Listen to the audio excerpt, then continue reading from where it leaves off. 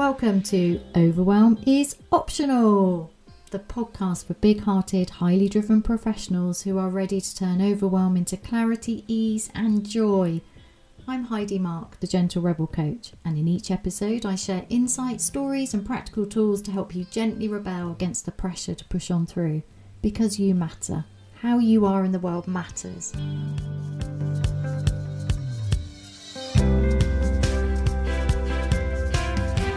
Hello. How are you doing?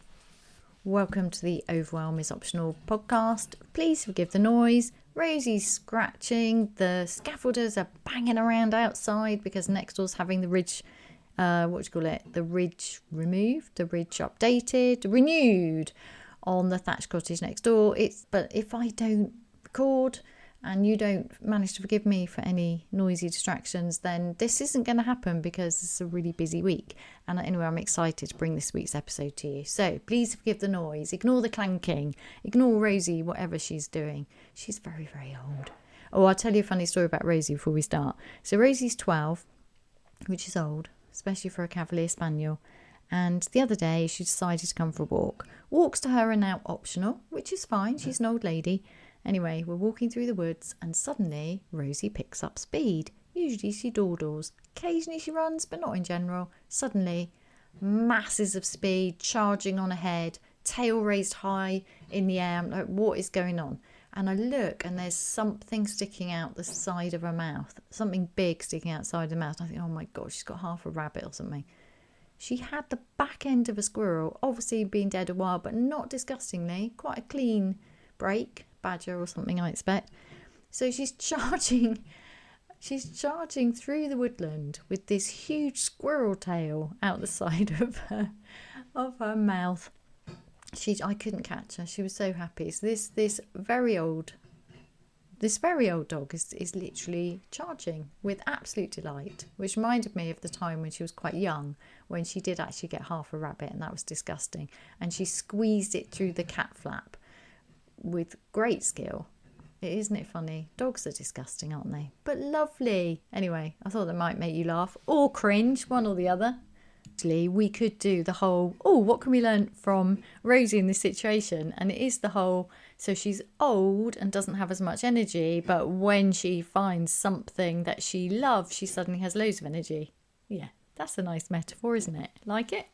Anyway, I'll leave you to dwell on that and what is your equivalent of a dead back end of a squirrel that makes you feel energized. And this week I want to talk about the Gentle Rebellion, something I haven't spoken about for a few years. I'm not entirely sure that the message has updated. I still feel really solid in the idea that we need to gently but firmly rebel against the nonsense that overwhelm into exhaustion is just the price you pay for having the full life that you want. I'm still with that. But the reason I've been thinking about it recently is I've been doing quite a lot of in-person networking, and on my badge it says the Gentle Rebel Coach, which just makes me think, because people say, oh, you're the Gentle Rebel Coach. What does that mean? And some of the time I'm like, oh my goodness, how do I explain that? Which is funny. I think it's when you've been saying the same thing for a while, you forget. So anyway, I've been having a rethink. I don't know if I've come to any more conclusion, but I really wanted to share it with you because actually it's really important sometimes to go over some basics. So the reason it's the Gentle Rebellion is because I love an oxymoron, because I want to do things differently. And it's because rebelling is going against, which requires taking a stand and it requires a lot of energy. And the problem is that if we're always pushing against and using energy just to survive the right to be ourselves, that's costly. If you want more energy, it needs to be, this is just how things are. This is just who I am, which is very gentle. It's a very different energy. So it's not shouty. It's not taking a stand. It's not requiring anybody else needing convincing, which I think is very important. So what we're doing here is we're changing it from the current normal expectation, which is if you want a lot, if you're highly driven, then of course you're overwhelmed. Of course you are. What do you expect? What do you want? The moon on a stick, Heidi? Well, actually, yes, I do. So what we're doing here is instead of trying to convince people that there's a lot of nonsense that creates a lot of overwhelm and therefore exhaustion, because pushing to focus through overwhelm is by definition difficult, it's foggy, eventually your brain feels like concrete, and it's not the most skilled way to focus at work. And there's research on this, right? How to focus at work, and it's definitely not by pushing through overwhelm. But most people seem to be pushing through overwhelm. So it just becomes normal. If you want a lot, you are going to have to accept this is the status quo. The alternative is that you quit, that you want less. So if you're not prepared to want less, if you still want a lot, if you want well-paid, meaningful work and have a life outside of work, then you're either going to have to put up with the overwhelm, or you're going to have to find a way to do things differently. And the way to do things differently is by saying no to the status quo, which is a rebellion by definition. Because if most people aren't doing it, you're taking a stand against them. You're saying, I'm going to do things differently. That's rebellious. Now, I like rebels. I like doing things differently. I like finding an alternative way. But the problem is, I don't know about you, but when I get feisty and I'm pushing against, that costs me. So the idea of the gentle rebellion is that it's gentle, it's firm and it's clear, but it's gentle. It doesn't require energy. It requires commitment. It requires being clear about who you are and what you want, and then that becomes your norm. So you're not trying to convince everyone else. You're not trying to make everybody else rebel with you. You're not trying to change all the structures in your organisation. Been there, tried to do that. And of course it's possible and often really beneficial to try and change structures within organisations. Organisations can have really unhelpful structures like too many meetings and you know the thing. However, I'm more concerned about you personally, because how you are matters to me, because I'm a transformational life coach specialising in helping big-hearted, highly driven people have the life they want, which means being able to focus and have satisfaction at work and be able to switch off, laugh easily and be present with those you love. To have that, rebelling in a big way costs too much, and it's also not what we want to be practicing. So the purpose of the gentle rebellion is, first of all, we're changing how we're creating the change, because how you do things matters. In fact, how you do things is everything. How you are in the world is more important than what you do. But also when you change the how, you tend to do more of the things that are more helpful rather than flailing and trying lots of different things. So it's a very different energy to it, the gentle rebellion. So we just decide, this doesn't work for me. You guys can all, you don't say this in public, obviously. You guys can all stick with your overwhelm and your exhaustion. That's your business. I'm not going to try and convince you, but me personally, that's not what I want. So I'm going to do things differently, and I'm going to do it in a way that is different. So it's the wanting something different, acknowledging that you're going against the grain, and it's the how you choose to do that, which is fundamental here. So let's think about the how. So once you've decided that you no longer have to make a big grandstanding public commitment where you're trying to convince everybody else to do things differently, so it's less shouty, less outward facing, it just becomes easier because you can take your time, you can tune into yourself, and you're saving energy by doing that. And because it's private, it's not so high risk because you're not taking a stand. Nobody's judging you. You probably judge yourself. But hey ho, that's part of gently rebelling. We're also going to gently rebel against our own instinctive, fear-based need to constantly harshly judge ourselves, because that's part of this rebellion. A lot of the pressure is actually coming from inside you, not from the external. However, that's part of the adventure. So the gentle rebellion I see as an adventure in itself, and it's the how you are adventuring into living more skillfully so you can have the life you want. So you're rejecting the norm, you're going into finding your own way of doing things. And there'll be things that are in common with me, my clients, my community, but there'll also be things that are very personal to you. But the how we're doing it is what matters. So gently but firmly rebelling is very different than fiercely taking a stand against. And that energy is useful to you. So for example, one of the tools and techniques I use is finding 100 different ways to say no. Because those of us who like to say yes to everything, to all opportunities, and who don't like to let anyone down, who love helping people, it's very, very easy to say yes to too many things at once instead of spreading these things out. And being able to just pause and say, let me think about it, is very powerful. So the difference in saying no when you're pushing against would be quite shouty, quite reactive, quite emotional. No, stop asking me to, why is that person asking me to, can't they see I've got enough on my plate? Can't they see how much I already do? And that's that. I mean, we don't tend to say it, we may or may not. We don't usually say that to people. We can just be a bit off with them, or we don't know what to do, or then there's all this resentment which sits in our body and wakes us up at 4 a.m. Whereas imagine a gently rebellious way to say no. First of all, you'd have to do some self-examination. So becoming aware of all the places where you're saying yes when you really want to say no, and what that means for you and why it's difficult.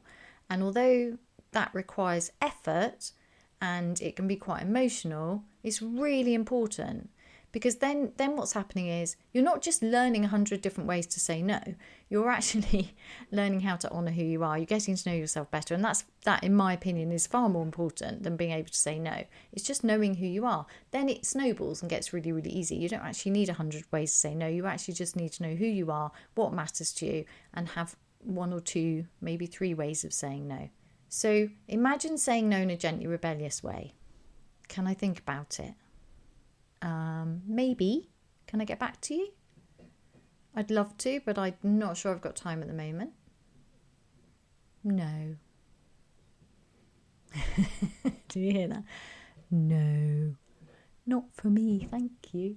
I don't actually say that. Not out loud to people, but I say it inside. No, that's not for me. And that self-recognition goes right to my heart. My whole nervous system goes, oh, you see me. It's so nice. No, that's not for me. And it's a gentle rebellion. I'm almost like stamping my feet in a kind of toddler dancing way. No, that's not for me. And then coming up with a grown-up appropriate way to externalise it. Can you see? Gently but firmly rebelling. Okay, I've just realised I didn't tell you how to get to the 100 ways to say no. So you use the 20 things 5 times. So the 20 things is put on some fun music for 5 minutes, put 1 to 20 on a piece of scribble paper, and then just write any old rubbish down, ways to say no, including hilarious ones like throwing water over somebody, or going off in a huff, or, going no, or, just like write anything down. Get into the gently rebellious spirit of this, because part of the gentle rebellion is a playfulness. Reconnecting to that part of you that can laugh easily, the warm, bubbly, lovely part of you that goes, of course I'm not doing that. It's crazy. If I say yes to that, I'm going to have no space or energy for my family. And how many times have I promised myself I would have space and time to spend with my family? Duh. It's obvious, right? That laughing way of doing it is really helpful, because it just releases the mind and the whole body from the fear, black and white, high stake. Everything's high stakes. So you do that 5 days in a row for 5 minutes, and you'll have 100 ways to say no. And most of them will be absolutely rubbish, but it'll have been fun doing it. And you'll have 1, 2, 3. You only need, you don't need many ways to say no. You need to give yourself permission to say no. But having fun finding it is the point. So can you see how, instead of listing serious ways to say no, we've done the whole process of how to say no in a gently rebellious way. We're putting on fun music and we're messing around, and it's not high stakes, because you're going to chuck that paper away. You don't keep it. It's not important. You're not documenting anything. You're learning how to honour who you are and what you want. And you're allowing yourself to mess up, because you're writing down messy ways to say no. So that would be one example of the gently rebellious way of doing things. And overall, this is just one hell of an adventure. That's how I see it. Once you start tapping into a gently rebellious attitude, it comes out in all sorts of ways. So For example, if you're going to an important event, you can put your gently rebellious metaphorical boots on, or you can take your shoes and infuse them in your whole being, not just your mind, with a gently rebellious attitude, whatever that means to you. And then you're walking with this gently rebellious attitude, and that changes how you show up. And how you show up matters more than what you do or say. And also, actually, what you do and say tends to be more in alignment with who you are. Because I have found that the right words come at the right time when you're in the right energy, when you're in your energy, when you're in your best energy for that situation. So the gentle rebellion is about not just rebelling against the status quo, which is that if you want a lot and you want to work hard and have a full life, you're going to have to accept that overwhelm and exhaustion is just part of the price you pay. So we're rebelling against that because clearly it's a nonsense, because what you actually want is to be more fulfilled, and you can't be more fulfilled if it's costing you yourself. It doesn't make any sense. That's the contradictory bit, not the gentle and rebellion. Yeah, it's an oxymoron and it sounds contradictory, but only in a way of opening your mind up to a possibility of doing things differently. It's fun. Whereas the very idea that we can be fulfilled by destroying parts of ourselves, that's the nonsense. Come on, guys, this is just wrong. And how can success mean the very sacrifice of yourself? No, this is just wrong on every level. And I believe in hard work. Like, hard work at something you love, that's really satisfying, right? I'm not against hard work. I'm against hard work which includes pointless things which don't get you towards satisfaction and fulfillment. The nonsense work. Not interested. Let's focus on what matters most, because you can't do it all, you don't need to do it all, and by definition trying to do it all is what the problem is. But I do believe you can have it all if by having it all you mean focus and satisfaction at work, the ability to switch off, laugh easily and be present at home. If you mean that, having it all, I'm here for you. Anyway, I hope you've enjoyed this week's episode, and I hope you're going to try out some gently rebellious attitude this week, and I'll see you next time. Thanks for listening. Thank you so much for listening and for being part of the Overwhelm is Optional podcast. If you want to continue the conversation, please do connect with me on LinkedIn, Instagram or YouTube. Let me know your thoughts. I love hearing from you. And if you found this helpful, taking a moment to share, subscribe and leave a review would be much appreciated. It helps other people find the podcast. If you're ready to turn overwhelm into joy, you'll find my books, resources and ways to work with me on my website, heidimarke.co.uk, and on Amazon. All the links are in the show notes. Until next time, keep gently rebelling and making overwhelm optional for you.